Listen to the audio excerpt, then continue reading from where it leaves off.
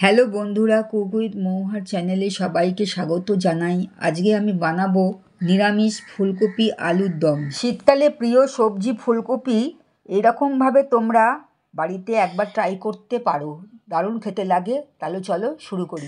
প্রথমে ফুলকপিগুলোকে ডুবো করে কেটে নিয়েছি, এবার নুন জলেতে একটু ভাপিয়ে নিলাম।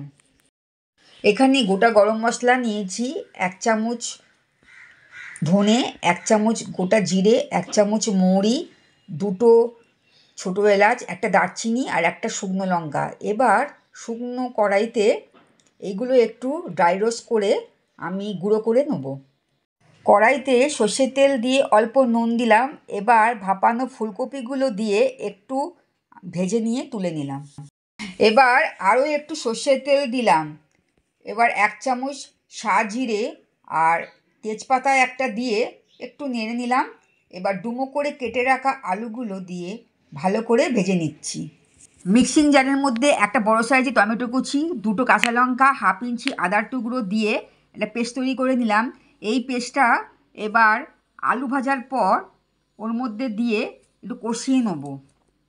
এবার মিক্সিং জারের মধ্যে মশলা ধোয়া জলটা দিলাম, দিয়ে ভালো করে একটু নেড়ে নিলাম। এবার 1 চামচ কাশ্মীরি লঙ্কা গুঁড়ো আর গুঁড়ো করা মশলাটা দিয়ে ভালো করে আরও একটু নেড়ে নিলাম।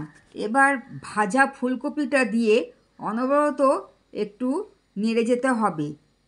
নিরামিষ ফুলকপির তরকারি, তাই এখানে আমি 1 চামচের মতন চিনি দিলাম আর স্বাদ মতন নুন দিয়ে আরও ভালো করে আমি নেড়ে নিলাম। এবার পরিমাণ মতন জল দিয়ে আমি ফুটতে দেবো 2 মিনিটের জন্য। 2 মিনিটের পর আলুটা সেদ্ধ হয়ে গেছে, এবার মাখা মাখা হয়ে গেছে। এবার 1 চামচ ঘি ওপর থেকে ছড়িয়ে দিয়ে ভালো করে নেড়ে গ্যাসটা বন্ধ করে দিলাম।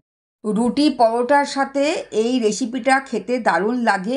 আমার এই রান্নাটা যদি তোমাদের ভালো লাগে তাহলে লাইক, শেয়ার, সাবস্ক্রাইব করতে ভুলো না। পরবর্তী রেসিপিতে আবার দেখা হবে। টাটা।